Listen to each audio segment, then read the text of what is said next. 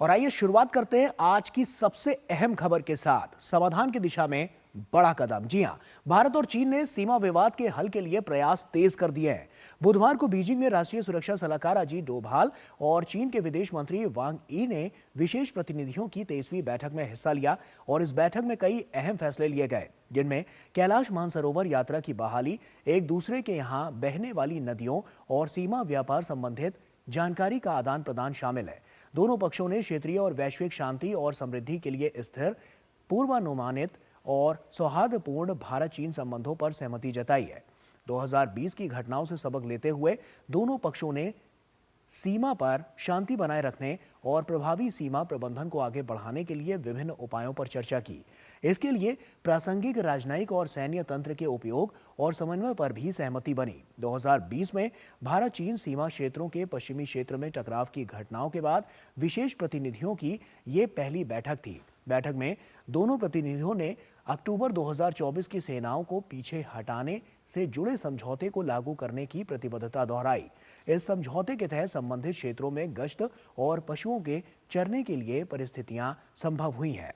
ध्यान रहे कि विशेष प्रतिनिधियों की इस बैठक का फैसला बीते दिनों प्रधानमंत्री नरेंद्र मोदी और चीन के राष्ट्रपति शी जिनपिंग की रूस के कजान में हुई बैठक में लिया गया था।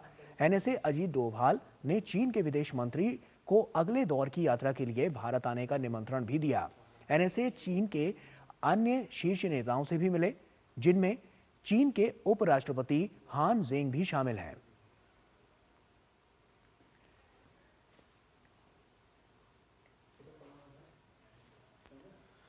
तो साफ तौर पर भारत चीन के लिए बहुत महत्वपूर्ण ये पूरा जो हम कह सकते हैं कि जो सहमति है वो आगे के लिए नई दिशा और दशा तय करती हुई नजर आएगी और साफ तौर पर एक बहुत बड़ा और मील का कदम इसे माना जा रहा है। आलोक बंसल हमारे साथ जुड़ रहे हैं, जो कि डायरेक्टर हैं इंडिया फाउंडेशन के। सर, बहुत स्वागत आपका। और उसी के साथ मेरा सबसे पहला सवाल आपसे यही है कि जिस तरह से हम देख रहे हैं कि ये जो नीतिगत फैसले यहाँ से लिए जा रहे हैं, तमाम बिंदु यहाँ पर रखे गए हैं और आगे के समझौतों पर बात आगे बढ़ने की दिशा में तेज गति से जारी है, तो ऐसे में क्या मायने हैं इसके और इसके दूरगामी जो परिणाम है वो क्या नजर आ रहे हैं?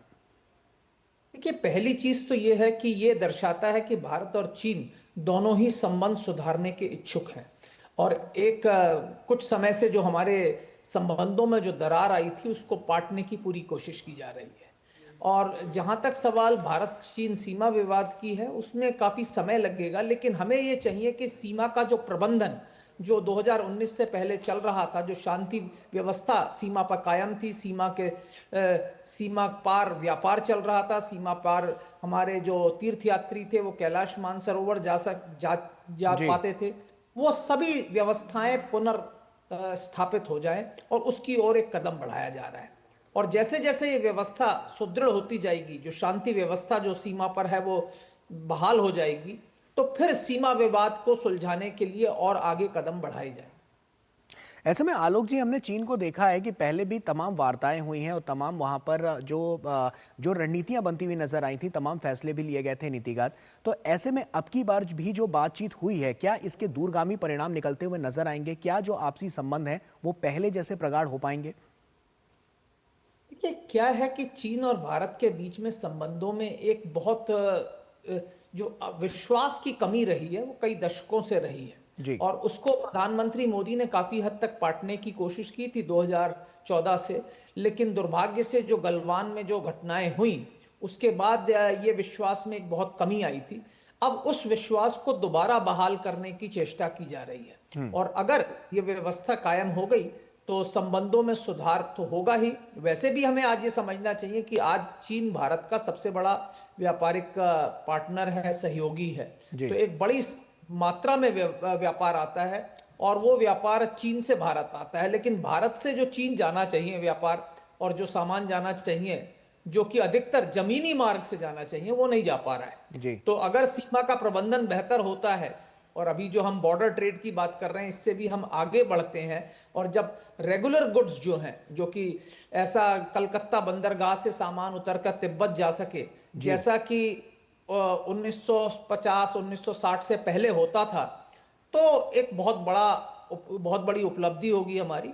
और साथ ही साथ जिस तरीके की शांति व्यवस्था बहाल होनी चाहिए वो हो पाएगी और फिर सीमा के जो सीमा विवाद है उसको सुलझाने की ओर कदम उठाए आलोक जी, जाएं। लेकिन सीमा पर जो विवाद लगातार हम देख रहे थे उसको संतुलित करने के लिए तमाम यहाँ नीतिगत फैसले लेने की साफ तौर पर जरूरत थी, और जैसा कि जिन पॉइंट्स की हम बात कर रहे हैं, जिस पर बातचीत आगे की बढ़ रही है, वो कहीं ना कहीं एक दूरगामी परिणाम तो सेट करते नजर आएंगे ही, लेकिन साथ ही साथ वहां पर किस तरह की रूपरेखा रखी जाए जिसकी वजह से ये जो आपसी मतभेद हैं उनको और दूर किया जा सके, और वापसी, अगर हम कह सकते हैं कि जो वापसी जैसे पहले के संबंध, जैसा कि जिसकी हम बात कर रहे हैं, पहले जैसे थे, जैसे हमने देखा कि भूतकाल में जैसे थे वैसे वर्तमान में भी काबिज हो पाए, तो उसके लिए किस तरह से नीतिगत जो निर्णय है वो यहां पर लिया जा रहा है?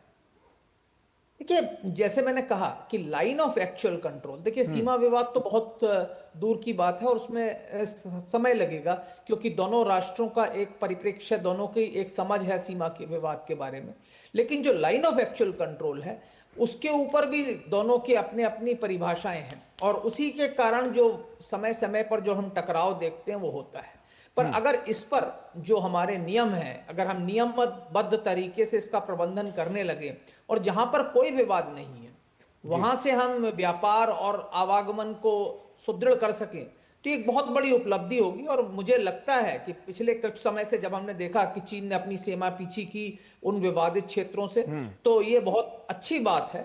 और आगे चलकर अब जो एनएसए साहब स्पेशल रिप्रेजेंटेटिव्स की जो मीटिंग हो रही है बीजिंग में, और इसके बाद मुझे लगता है हम और आगे बढ़ रहे हैं। और बिल्कुल। ये एक ऐसा दौर है जब चीन चाहता है कि उसके संबंध भारत से प्रगाढ़ हों, तो और ऐसे साथ ही में साथ जब भारत भारत भी और चीन। चीन की ये नजदीकियां बढ़ेंगी तो पाकिस्तान पर इसका कितना बड़ा प्रभाव पड़ेगा? क्योंकि साफ तौर पर हमने देखा है पाकिस्तान की किस तरह की जो स्थितियां रही हैं, तो ऐसे में पाकिस्तान पर इसका क्या इम्पैक्ट आपको नजर आता है कि पाकिस्तान आपकी बार इस बारे में क्या सोच सकता है? देखिए, ऑलरेडी कुछ समय से अगर आप देखें, पिछले कुछ दिनों में पाकिस्तान के एक अखबार में आर्टिकल आया था कि जो उनकी जो दोस्ती है उसमें अब दरार पड़ रही है। जी। ऑलरेडी चीन ने बोला कि हमारे नागरिकों की सुरक्षा के लिए आप हमें, चीन को अधिकार दीजिए, हमारी सेना, हमारे सिपाही वहां जाके अपने नागरिकों की सुरक्षा करें और सुरक्षा में हमारा अधिकार होना चाहिए। तो इन सब विषयों से पाकिस्तान और चीन के बीच में तो दरार हो ही रही है। और साथ ही साथ जो सीपेक के जो कार्यक्रम हैं वो पाकिस्तान में ढंग से नहीं चल पा रहे हैं। तो चीन और सीमा पाकिस्तान के बीच में कुछ तनाव तो पहले से ही है, और जैसे जैसे भारत और चीन के संबंध बेहतर होंगे तो मुझे लगता है चीन और पाकिस्तान के बीच में थोड़ी दूरियां तो बढ़ेंगी।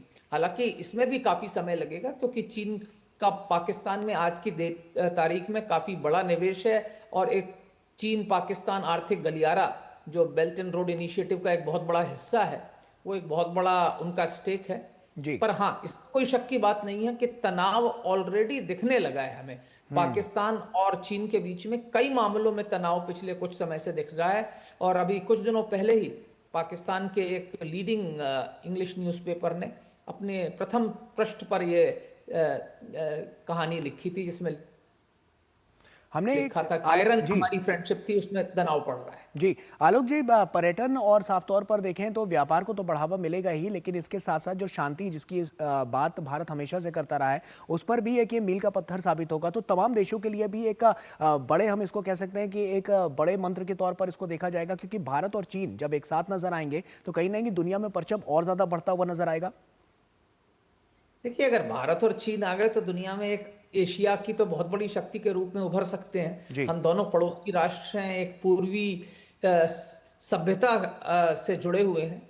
लेकिन अभी तो मैं चाह रहा हूं कि संबंध जो हमारे हैं सामान्य हो जाएं, जिससे कि व्यापार और आवागमन और ये सब चीजें बढ़ें, और साथ ही साथ जो अन्य अंतर्राष्ट्रीय मुद्दे हैं उस पे भी दोनों राष्ट्रों का एक ही विचार हो। जी। पहले भी कई अंतर्राष्ट्रीय मुद्दों में भारत और चीन के विचारों में एक समानता थी और एक एकलयता थी, जिसे हम देख सकते हैं। लेकिन जो हमारे जो परस्पर संबंध हैं वो जब से तनावपूर्ण हुए हैं तो ये सब चीजें खत्म हो गई थी। तो निश्चित तौर पर। अब जी। ऐसा मानना है कि अब ये जो आगे हो रहा है इससे अन्य जो समस्याएं हैं उनको भी सुलझाने में हमारे को मदद मिलेगी, और भारत और चीन और साथ साथ आएंगे, और हमारे और चीन के बीच संबंधों का दायरा जो है उसमें काफी स्कोप है। क्योंकि जी। अभी भी जो व्यापार है वो हम उसकी पूरी जो कैपेबिलिटी है उसको अचीव नहीं कर पाए हैं। हमें आई थिंक ओवरलैंड जो ट्रेड है, जो जमीनी रास्ते से व्यापार होना चाहिए, जो पश्चिमी चीन का इलाका है जिसे ऐतिहासिक रूप से भारत से सप्लाईज जाती थी, उसको रिस्टोर करने की कोशिश करनी चाहिए। निश्चित तौर पर, क्योंकि ये इसके दूरगामी परिणाम तो नजर आएंगे, क्योंकि भारत जिस तरह से उसकी उभरती हुई छवि है, वो पूरी दुनिया की नजरें भारत पर है। ऐसे में चीन भी जब साथ में आगे भारत के साथ मिलकर कदम पे कदम मिलाता हुआ और बढ़ाता हुआ नजर आएगा, तो वो कहीं ना कहीं उसके दूरगामी जो परिणाम है वो वैश्विक स्तर पर साफ तौर पर नजर आएंगे। आलोक जी, आप बने रहिए हमारे साथ, क्योंकि वक्त यहाँ पर एक छोटे से ब्रेक का हो गया, लेकिन ब्रेक के उस पार लौटेंगे तो ये चर्चा भी आगे बढ़ाएंगे, क्योंकि अगला जो मुद्दा है वो बांग्लादेश से जुड़ा हुआ है, म्यांमार से जुड़ा हुआ है। तो कहीं मत जाइए, छोटे से ब्रेक के लिए रुक रहे हैं।